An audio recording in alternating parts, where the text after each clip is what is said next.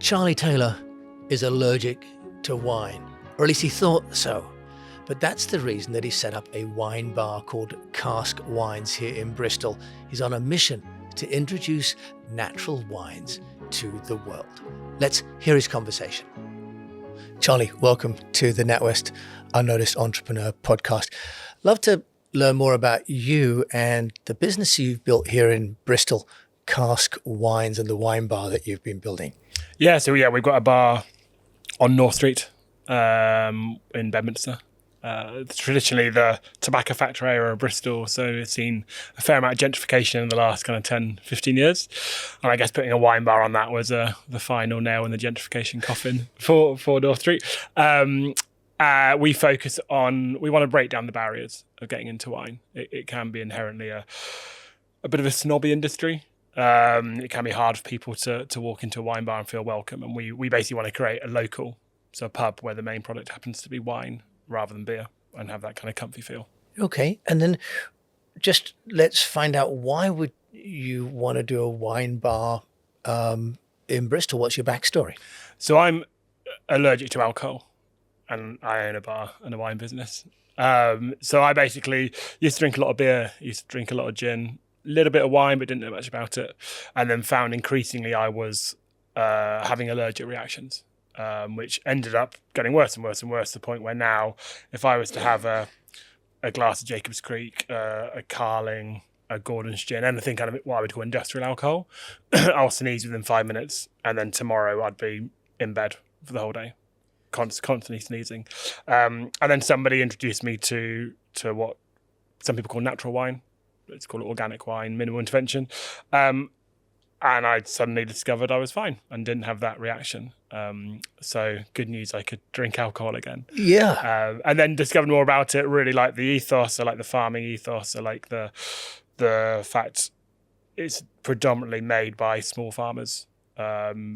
Most of the land's been in families for generations. They've looked after the land. So it's none of the kind of the fast farming, and people who care about the product and the land, and then the glass in your hand, if you like. So kind of got into it that way. Let's talk about the business in a little while, but before we do that, it's a bit alarming that what you're saying is that, wine in the supermarkets is toxic beyond the alcohol. But that's not a common understanding, is it? Yeah, and I think we need to be careful. Not all wine is that bad, right? But if you look at the organic food movement, that's obviously become very big in the last 20, 30 years. A lot of people don't understand what's in alcohol, whether it's wine or beer or gin or any other form. There are potentially between 60 and 70 different toxins in a bottle of wine on the supermarket shelf. Whether that's from fungicides or pesticides or herbicides or additives, preservatives, acid, sugar that are put in the wine afterwards. And that's legally allowed. I think in America it's 76, the FDA allowed. If that was food, that would be called ultra-processed food. But nobody knows it's in wine, which is starting to catch on. But a lot of people don't know that. So now for most people, that's fine. Most people don't have reactions to that. Some people do. But for me, people should know. People should know that and have almost that freedom of choice. Well, and you said that there's a choice that comes from the awareness and the education.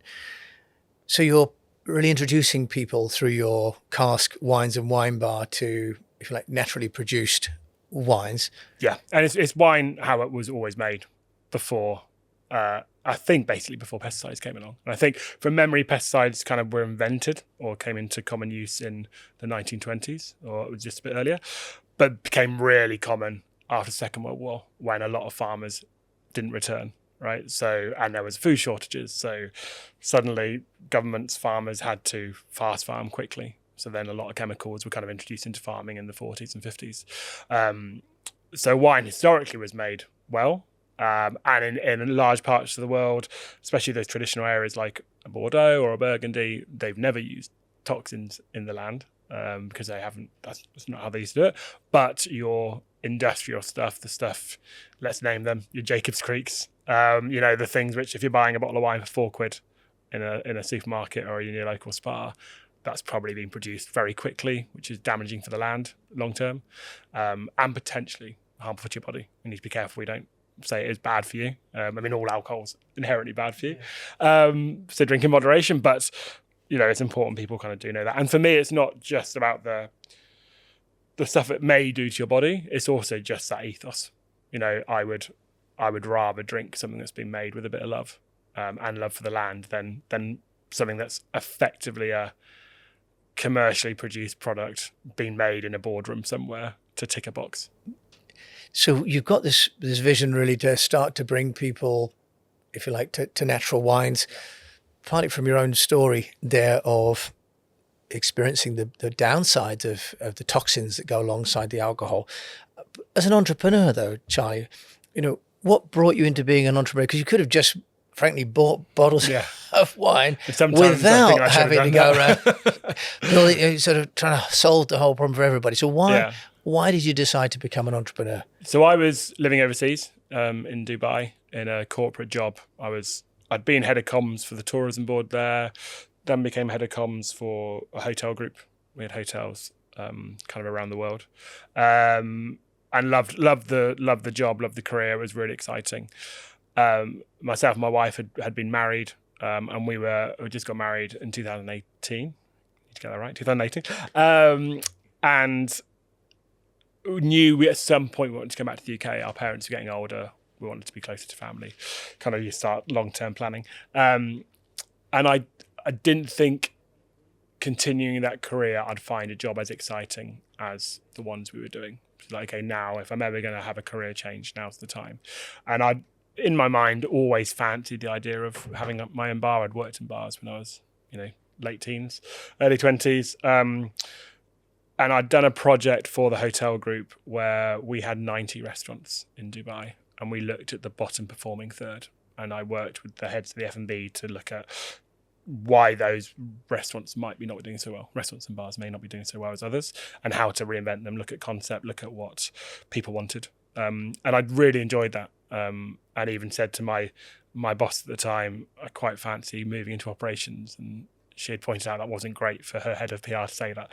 So that was always in my mind. And then had discovered the natural wine, was in a bar on holiday with friends in San Sebastian, where this kind of bar is common, mainland Europe, these are the kind of bars. And those kind of bar, you go into holiday, you go on a EasyJet flight and you end up in a cool little bar you stumble across and spend the evening there and love it. And we just wanted to do that, but it just happened to be at the end of your road in Bristol.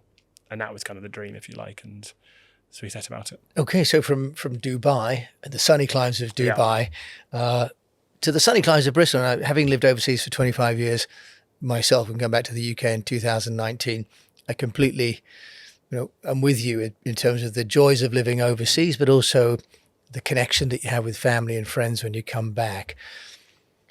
What were some of the challenges that you faced? Because if you've worked for a big company, you've got all the security, stability, they organize your email for you and they pay the credit card for you and so on. When you set up a business, you're responsible for everything. So take us through some of the challenges that you faced. Well, I think the first at first we created the concept sitting in our villa in Dubai, right? And we didn't want to move until we knew we had a location. First challenge was finding a location, and we had a very specific list of criteria we wanted. Off the top of my head, kind of top few were be surrounded by what we call chimney pots, so be in the middle of a community. We didn't want city centre. We wanted to become a local. We wanted a group of regulars. That was important for us, both from what we wanted if we were going to be in there, from the joy of knowing people, but also commercially having people who are going to come in, not as a special occasion, come in, week out.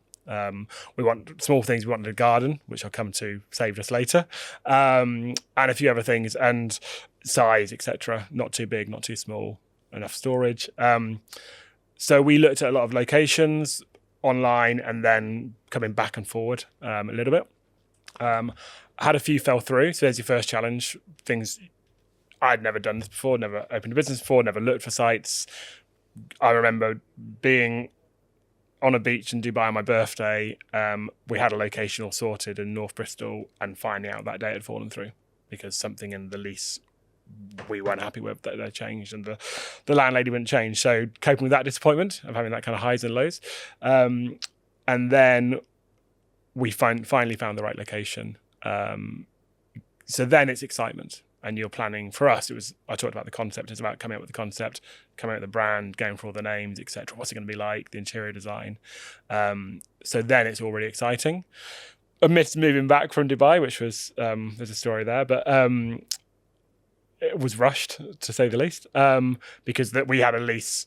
The landlord, basically, we were arguing over a point on the lease for about 3 months, and the landlord finally said, right, I'll agree to that, but you need to be here tomorrow to sign it. And we were in Lyon, so 19-hour bus to get there to sign it.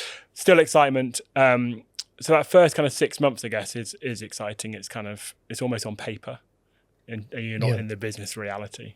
And were you doing this from Dubai and still working and trying to start Cask? Yeah, I'd left the corporate job, but myself and my wife had some clients over there, some PR and social media clients, all in hospitality, so it was quite good, to bat off as well. But yes, we're doing the same. Yeah, I have to ask, why Bristol? Because, I mean, is it because of the sunniest city in England? And it's the closest thing to Dubai? My brother lived here, owned a bookshop, we had family, so anytime I'd come to London quite a lot for work, I'd always come to Bristol and loved it. And if you like, it's the absolute antithesis of Dubai, right? It's independent. The atmosphere is great. They support loads of small independents. The community vibe, the music, I'm really big into music. So everything I loved about Bristol, we thought if we're going to move, and we were coming back to be with family. So our choices were up north, where my wife's from, Birmingham, where we got loads of mates, or Bristol. And we ended up looking at venues in all and settling on Bristol. Yeah, lucky for us that you have. And then talk about community. You got involved in the NatWest Accelerator and the community here. How did you discover the community? Yeah, so I guess we'd been open 5 years, had gone through Brexit coming in. We opened 6 months before lockdown, survived that, which we might come on to later.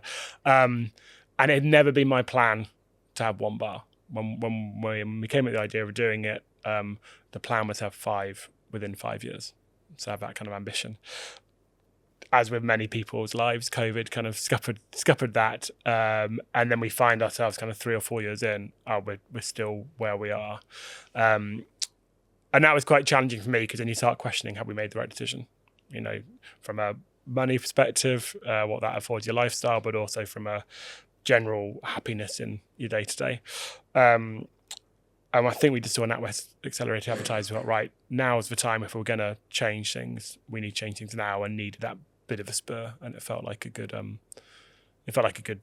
thing of doing. Okay, so you joined the accelerator, and then if we look at what you've been doing with Cask, you talked about COVID.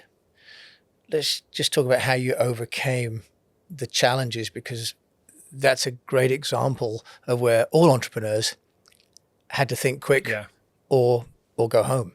Yeah, so it was 6 months. We'd opened in the October, I think it was March 19th maybe, where we were told we had to close. And that the next day after having to close, we had a tasting in the bar that had sold out. So 30 people.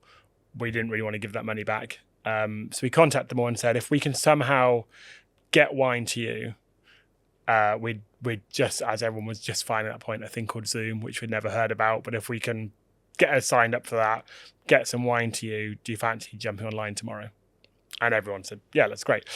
So we did that. We popped, I think it was Asda maybe, and popped down and bought some pretty horrible looking plastic bottles, poured wine into it from other big bottles. It looked like we were delivering urine samples around Bedminster, on our bikes, dropped it at the door, knocked on the door and ran away, because everyone was scared that, you're about to get the plague the moment somebody came to the door. Jumped on Zoom and did it. And at the end, everyone said, that was great. Could we do it again next week? If we're still locked down, can we do it again next week? Because obviously at that point, no one knew, right? It was very novel. Did it. Well, when you say did it, just help us understand because they were expected to come and have a wine tasting, and you were dragging and dropping bottles of kind of looked like urine samples to their door, and then zooming them. So what value are you offering them? So we're talking through the wines, right? So we do tastings in the bar every week and introducing people to new wines. For me, it's about the winemaker and the stories behind the winemakers. It's not getting down and deep into kind of soil types and the chemistry, because some people are interested in that, but most people not. So it's a storytelling around the wine's provenance and the winemaker. At the time, as well as being allergic to alcohol, when we opened the bar, I knew nothing about wine. Literally nothing. I discovered it through the allergic reaction, but I didn't know anything about it. But we opened the bar initially with some friends, and the long-term plan for the 5 bars in 5 years was they would do the wine, we would do the marketing and the venue concept creation, if you like.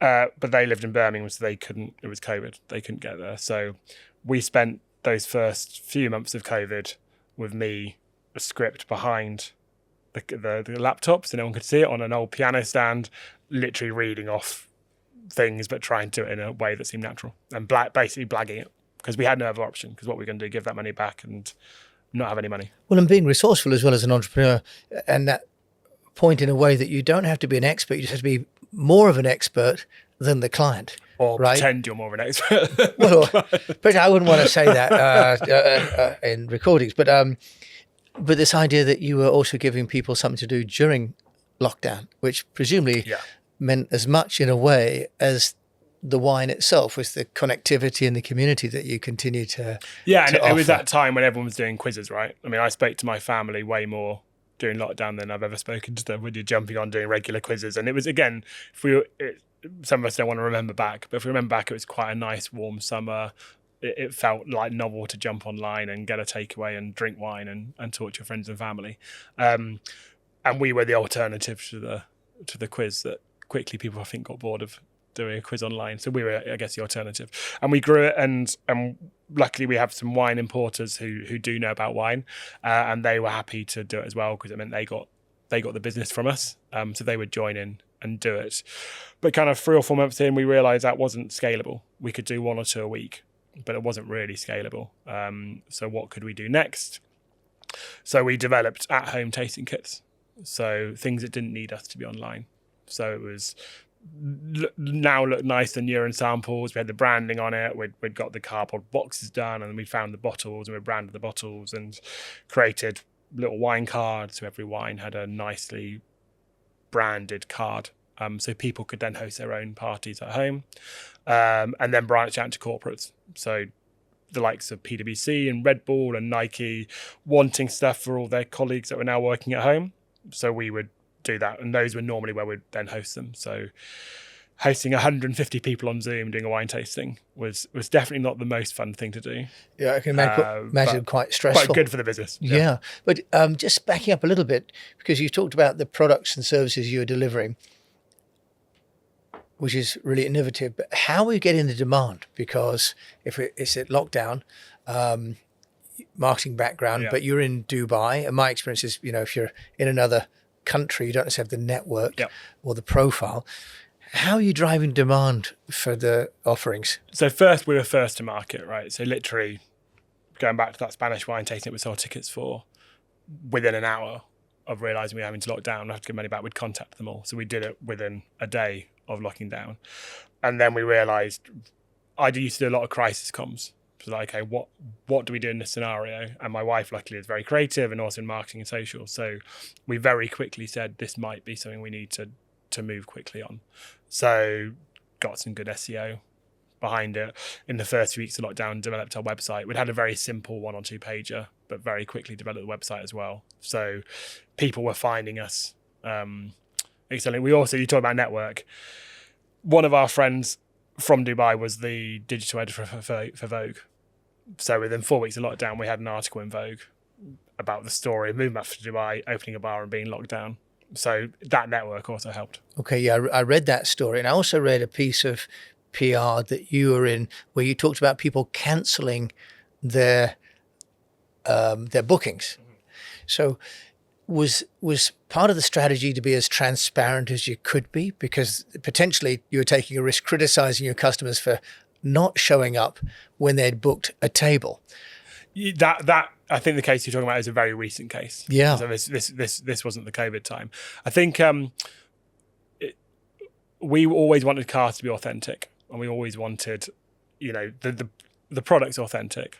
The product is no chemicals, no bullshit.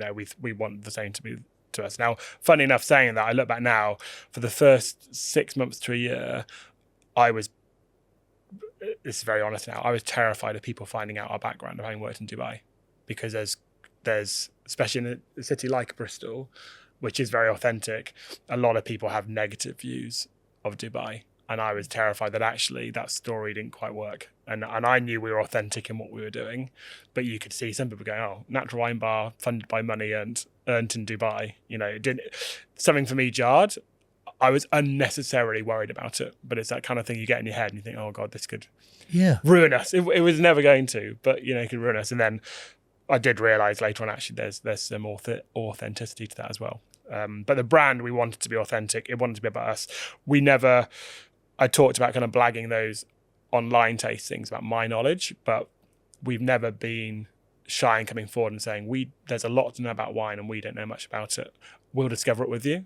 And I think actually that's helped the experience, because we want to appeal to people we want to tick the boxes for people who know natural wine really well, will walk in, see a bottle on the shelves that they think, God, we can't get that out anywhere else in Bristol. This is amazing.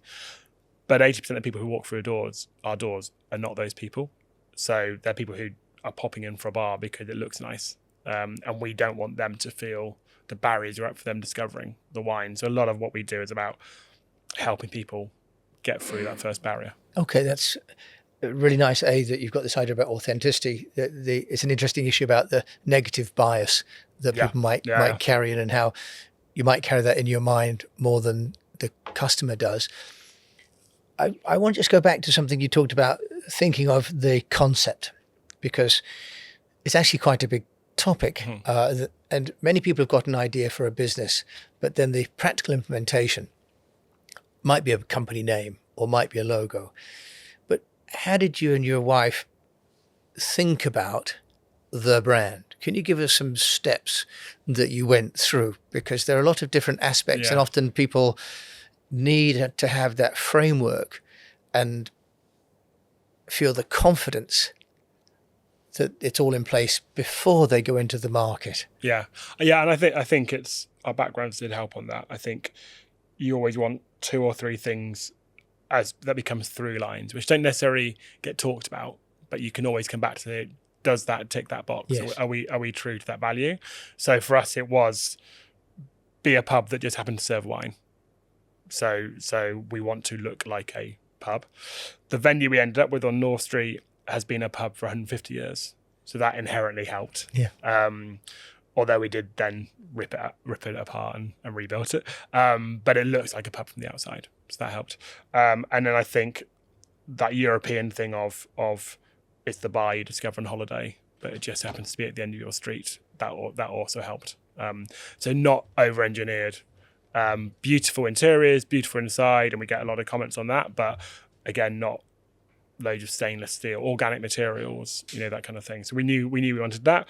The name was, it's funny, names, we spent months and months and months and months, and we found old spidergrams the other day of some of the names, and we ended up at Cask because it was a cask house. The venue we actually found was a cask house, and one of our core things on sustainability is we have wine on tap.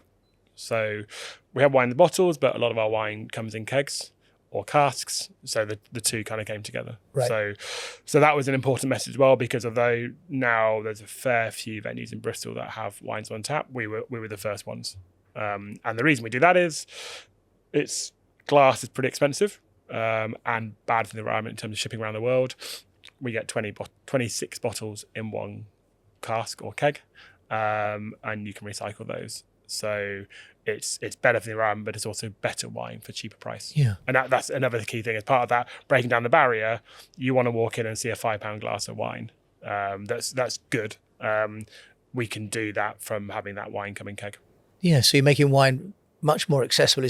And I do use the word sort of democratic, but making it, say, a pub experience, which feels much more, if you like, continental Europe, rather than the barrier of the sort of oenologist and who the sommelier comes in and tries to, frankly, confuse you and get you to buy the most expensive wine you can. Yeah, and when we were looking at research, we went to a lot of bars. We went to London and a few other cities in the UK and looked at where we felt comfortable walking in. And I remember there was a Sunday night in a really good bar in London, really well respected in the natural wine world.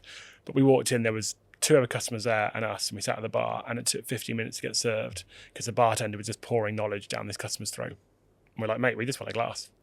So that's key as well. It's reading the room, reading what do you want. You might be coming in with your mates on a date and you want a little bit of treatment and left alone, or you might be coming in because you're really interested and you want us to pour you something you would never normally pick or special and have that chat.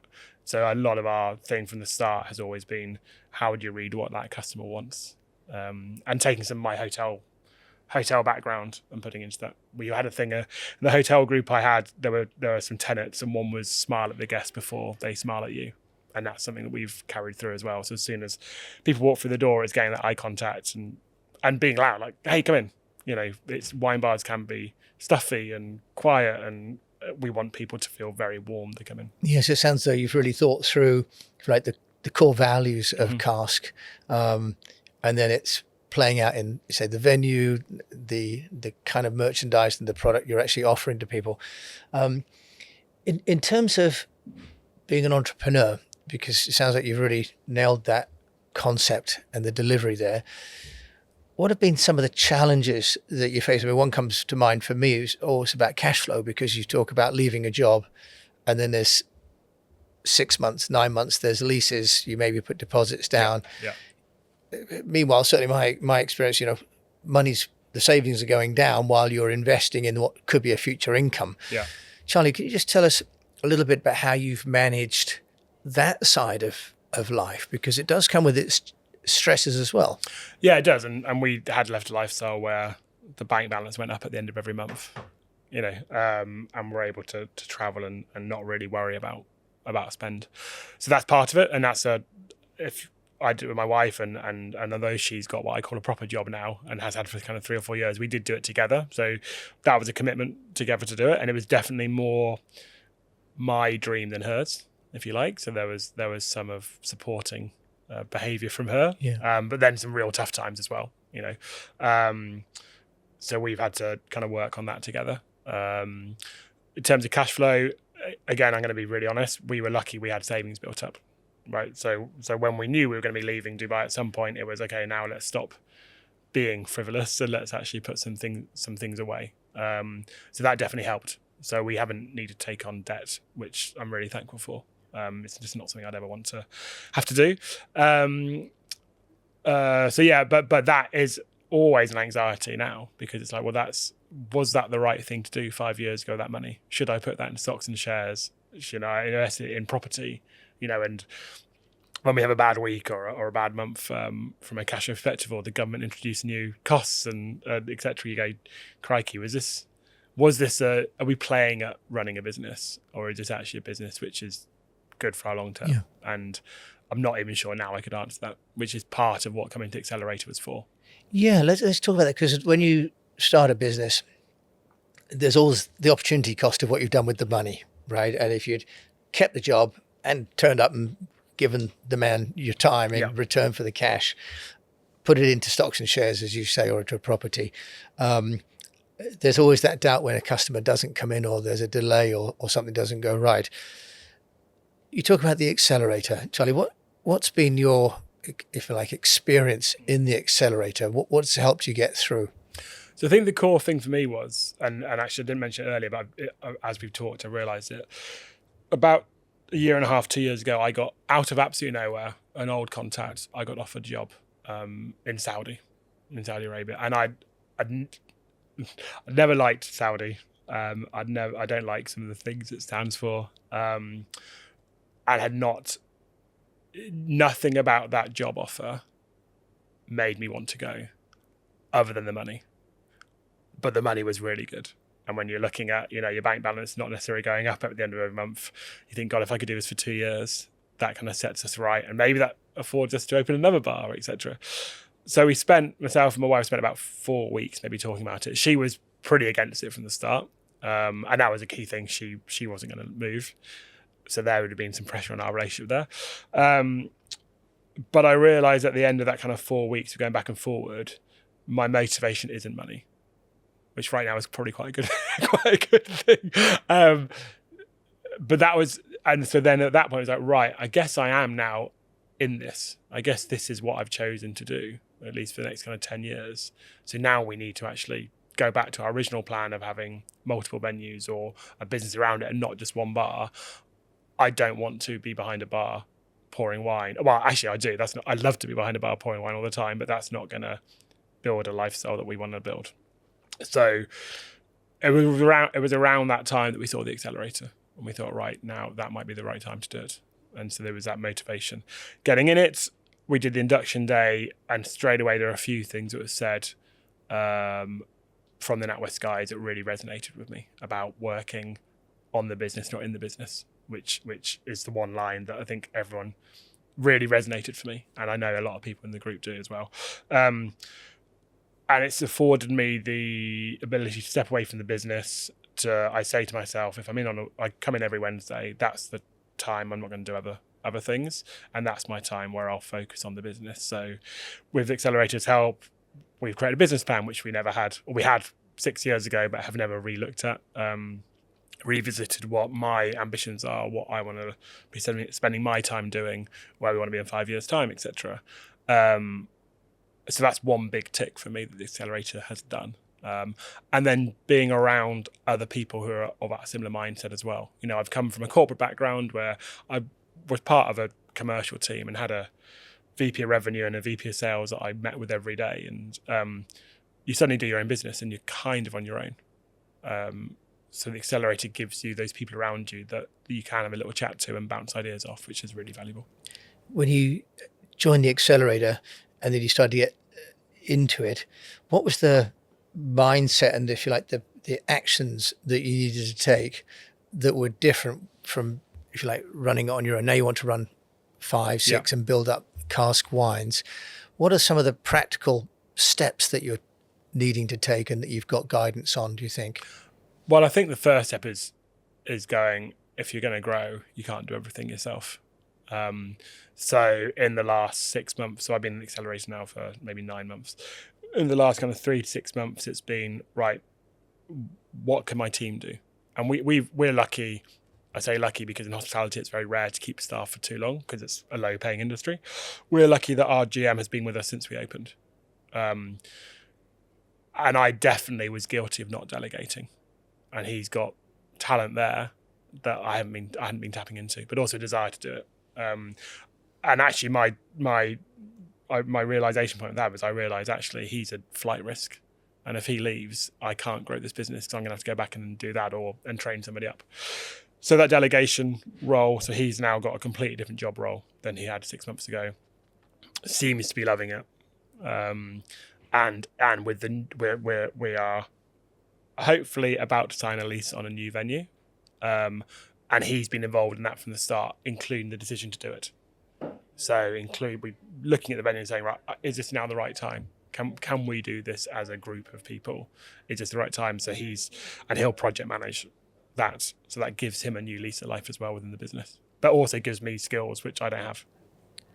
When you do that, though, you start to take on the overhead, and the reason that most of us try and do the work is we think, well, I'll save a bit of money by doing it myself. What has that meant for you in terms of how you see yourself as a business owner rather than a business doer? That's a hard shift in itself, right? Especially with him, because we've got 5.5 years of a relationship built up where now that dynamic's got to change.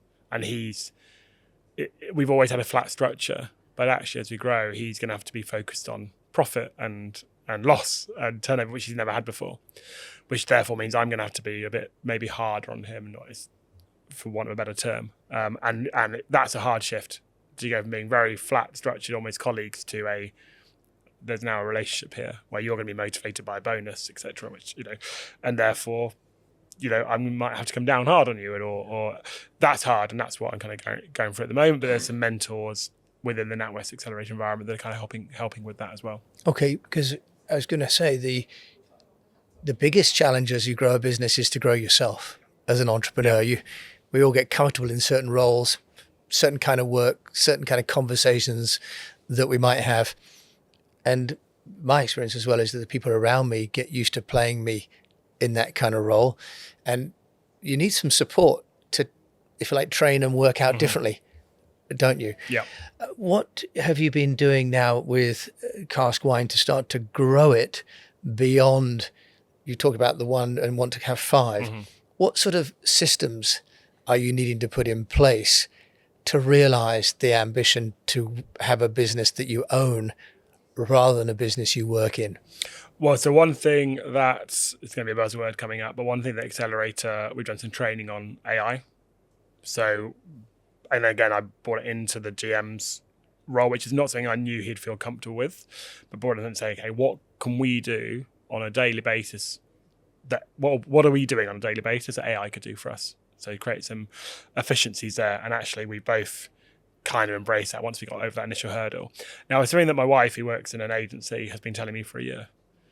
And every day I say, do you know how to do this? Just get ChatGPT to AI. And I'd always been resistant to it, and I don't know why. Come into Accelerator, you hear a third party tell you, and you go, oh yeah, that seems like quite a good idea actually. So I should have been doing it for the last year.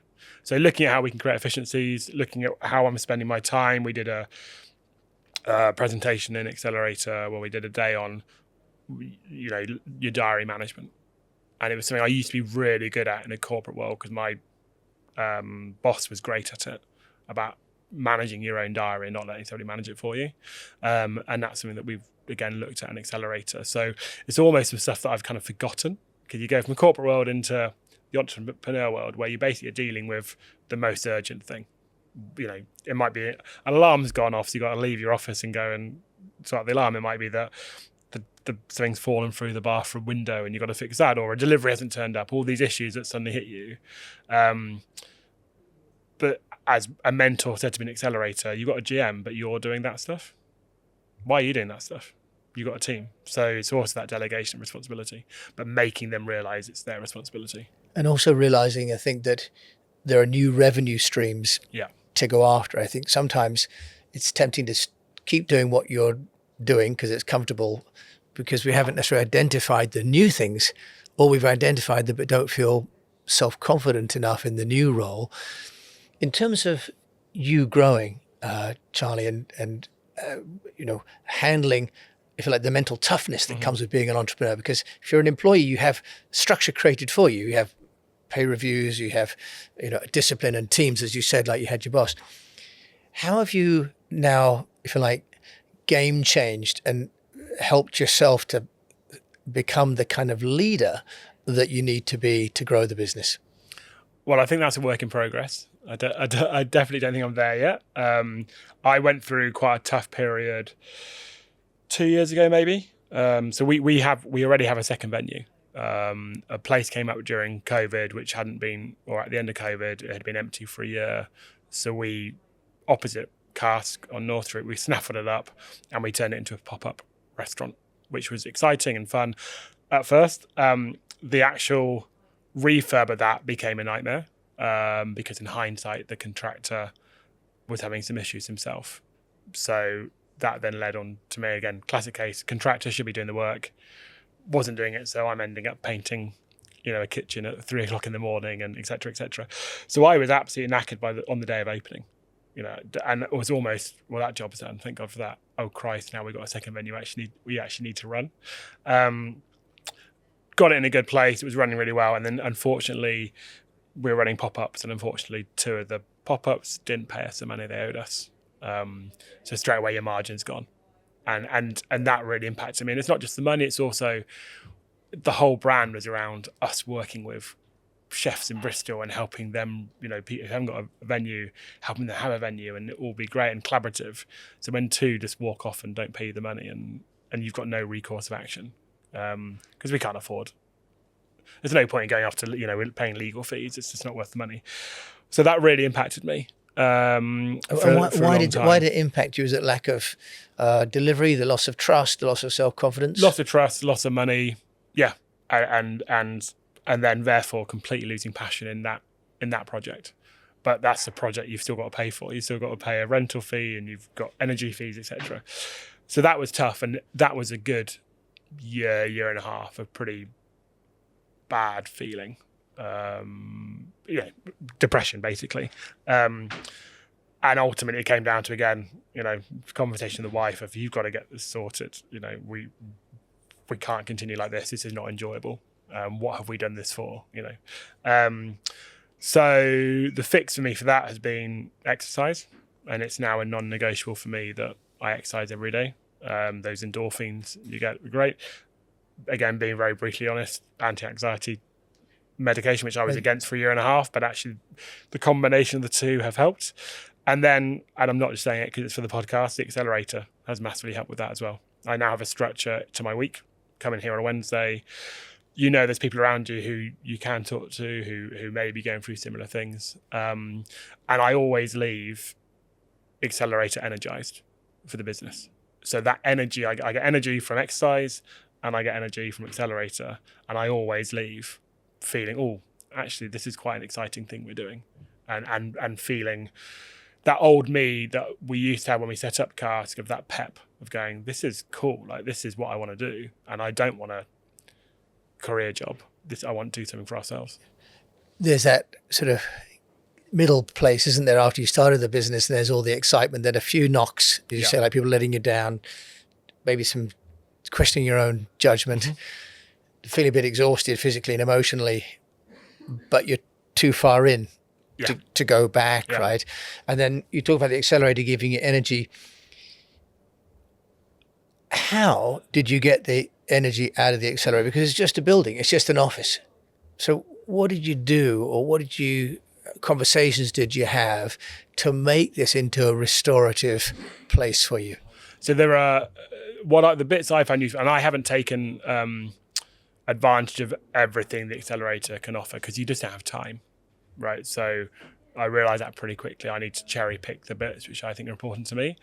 So quite a few of the talks or presentations have been useful. Now, 80% of the time it's stuff I know, and that's not to sound arrogant, or it's just stuff I've learned over the 25 years of a career, but it's a reminder. It's like, oh Christ, I used to do that. Why haven't I done that for 6 years? Well, because you're in the depths of running a business and you don't think about it.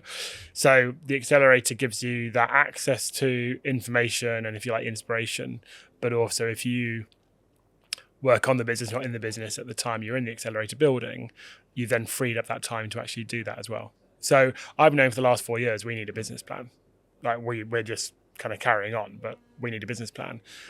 It only took me half a day within the Accelerator building to sit down and write one, and then talk it through with the guys from NatWest and polish it up a bit.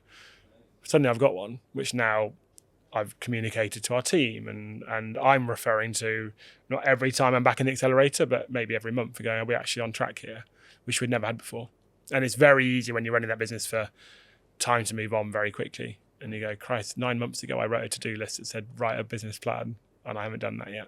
And that's kind of, to me, what's been rewarding. Good, and having the sense of a shared journey, I think. And as you say, business in some respects is actually not that complicated. It's the reminders and the self-discipline and having someone who cares to go on that journey with you, I think can be so, so important. It's so hard to do it on your own. So you've got a business plan. What's in the next 5 years, Charlie, for you and for Cask Wines? So the business plan, which I think I wrote in November, the business plan had said, next step is further develop our corporate tasting revenue stream. So coming out of COVID, I said we've done a lot of tastings. We now do tastings every week in Cask. We do quite a lot of private tastings and corporate tastings for the likes of Hargreaves, Lansdowne, etc., etc. That is the best margin we can get, but we've never gone after that business. It's always come to us. We have really good SEO. So if you search best wine tastings UK, will come up in the first page.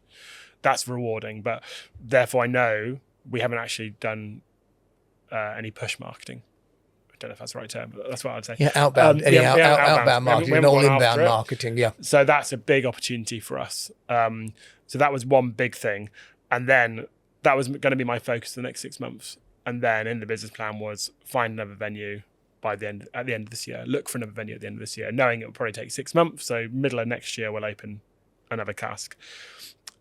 Things happen. A venue came up, available, saw it advertised on Facebook. And we thought, let's just go and have a look at it. And it's in the location we'd quite like to be in. It's a really nice location. And other than a refurb to fit our brand, it's ready to go in terms of equipment, etc. So it's relatively the ease of entry. I'm saying that we haven't done it yet, and I'm sure there'll be things that come along, but the ease of entry seems on paper to be there. So we just flipped that around. We said, actually, that's what we'll now focus on.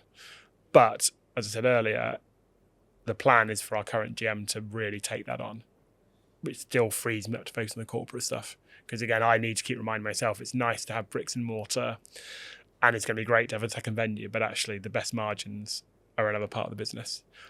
But having a second venue, north of the city, south of the city, also from a branding perspective, positions a brand, again, higher than just one bar in Bedminster.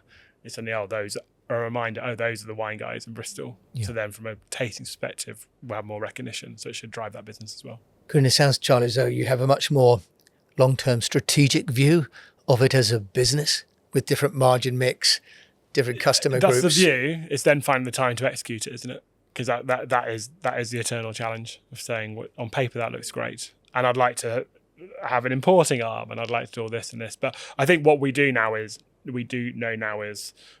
we want to grow the business. So it's cask and it's wine focused with venues, but there's other things around it that bring in those revenue streams, because ultimately bars do not make much money. No, but it sounds as though you're doing something that you believe in, mm-hmm. and you're enabling people that would otherwise either not be able to taste organic wines or naturally produced wines to access them, but also in a way that's, very genuine and inclusive, which is wonderful. And it sounds a bit trite, but those community hubs as well, if you like, on our high streets, which are struggling, and I basically don't want a high street to just be all charity shops and vape shops, and Bristol is very good for that, supporting independence. So even on North Street alone, there's a lot of independent bars and restaurants, and people might be surprised to know that quite a few of us actually work together on going, okay, well, to me it's the estate agent model. If you look at a street, there'll often be 3 estate agents next to each other because people like to browse them. You don't want to be a standalone bar unless you're very, very, very good. You want other good bars around you that people then come to that location and browse. So quite a few of us on North Street will work together on that, whether it's on shared marketing calendars or, you got that on. Well, if I do that, then more people will come to the street that day. That to me is also an important part of that kind of community, and knowing it's nice to see regulars walking in. We did an event last weekend and had a load of regulars, and the feedback we got was great. And that's the dopamine hit, if you like, which kind of gets you past when you're looking at the financials. You think, are we earning enough money? Yeah, and ultimately that's the joy of being an entrepreneur, is that you create something from nothing. Mm-hmm. And then when it delivers on the values that you've believed in, then you get a validation, but also you're giving joy to other people. And that's sort of greater than maybe taking a salary from someone to deliver that for you. Charlie, if someone was thinking about becoming, part of an accelerator, what would be your thoughts for an entrepreneur looking at joining an accelerator? Well, obviously, I can't say don't do it, but I would say do it. I think it's been invaluable to me in terms of where I was at with. Again, it sounds trite, with my journey. It's been invaluable to go, okay, I need to move, I need to accelerate, I need to do something here to change the status quo. And it's kind of given me access to resources, access to an environment where other people are doing it. And again, I don't think I've taken everything from it I could, but you've got to cherry pick what you've got time for. And like I said earlier, the fact that I leave, anytime I come here, I leave energized and excited about doing something. That to me is all you need, right? Is that kick up the arse. Charlie Taylor, thank you for coming and sharing your story with me on the NatWest Unnoticed Entrepreneur podcast. Thank you.